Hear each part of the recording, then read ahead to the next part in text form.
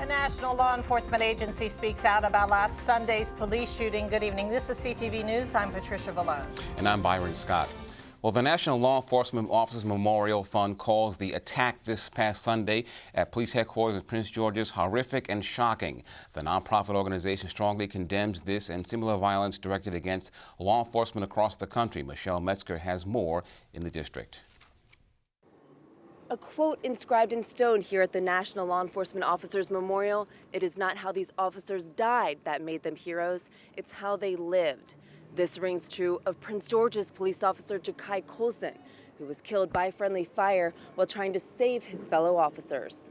The attack that took Officer Jacai Colson's life took place at a police station on a Sunday afternoon. It's the 5th time this year that an ambush assault resulted in the death of a law enforcement officer. It's unfortunate that people have to lose their lives. Evidence officials say that points to a growing disrespect for the law and those who enforce it. We asked memorial visitors what they think. The environment today, it just seems like it's okay to fight the police and resist the police and run.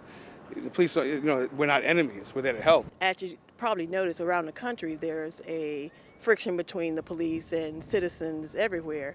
And if they actually had some type of sessions or community outreach, that probably would actually help. I think a lot of law enforcement agencies are kind of looking at how they do things because they don't want the heat, but they also still want to go home at the end of the day.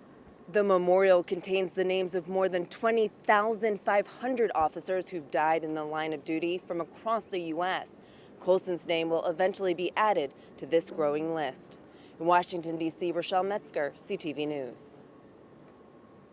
And again, the National Law Enforcement Officers Memorial is a private nonprofit organization that built and operates and maintains the memorial in the district. And memorials are both on the inside and outside of the police station where Prince George's officer was killed Sunday afternoon. Our CTV's Janine Samuels is here with more on those memorials. Yes, and actually both memorials are still growing. The loss of Officer Jacai Colson obviously has an impact on the lives of his family and fellow officers, but his death has also touched the hearts of the community, specifically students and teachers at Kenmore Middle School. Inside the walls of this middle school, there's been more than just discussions of math and science. Students created posters in honor of the recent shooting death of Officer Colson due to an idea from this special education teacher. Everyone has partnered with the school, so a natural outgrowth of our feelings of sadness was to honor one of our fallen police officers and highlight the relationship that our students and our staff have with this community. I have several family members that are part of the service, not only in Maryland but other states in the country. So I understand the importance, and I understand that the families of the deceased officer, I know how much they're grieving because I have family members that died in the service also. So I thought, hey, they support us, so why can't we support them? The police car behind me sits on the outside of the Prince George's County Police headquarters, and as you can see, it is filled with flowers and balloons and messages as a memorial to Officer Colson.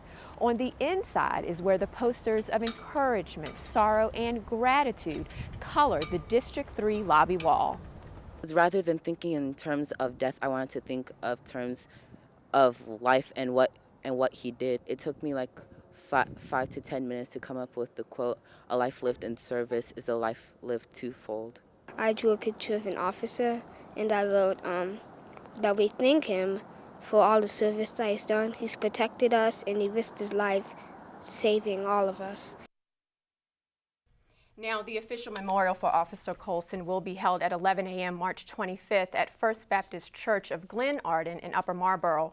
His funeral will be at noon on March 28th at Lawncroft Cemetery in Marcus Hook, Pennsylvania.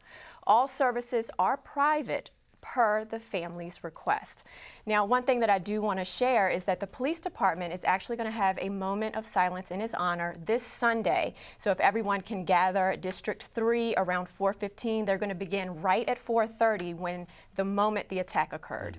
Oh, okay. Thank you, Janine. Thank you. Well, Representatives Donna Edwards and Chris Van Hollen square off in the first of 4 official Democratic debates in the race for Maryland's open U.S. Senate seat. Today, they face questions from WAMU Radio's The Politics Hour. Van Hollen says during his lengthy career in Congress, he's worked across party lines to get things done, including preventing a 2015 government shutdown and negotiating budget issues. Edwards argues that she's an outsider who would offer a unique voice in the Senate as an African-American female and a single mother. Van Hollen and Edwards will face off again tonight at 7 at a forum hosted by the Eleanor and Franklin Roosevelt Democratic Club. The event, which takes place at the Greenbelt Firehouse on Crescent Road, is free, but there is currently a wait list as seats are at capacity. And you are watching CTV News. I'm Patricia Vallone. And I'm Byron Scott.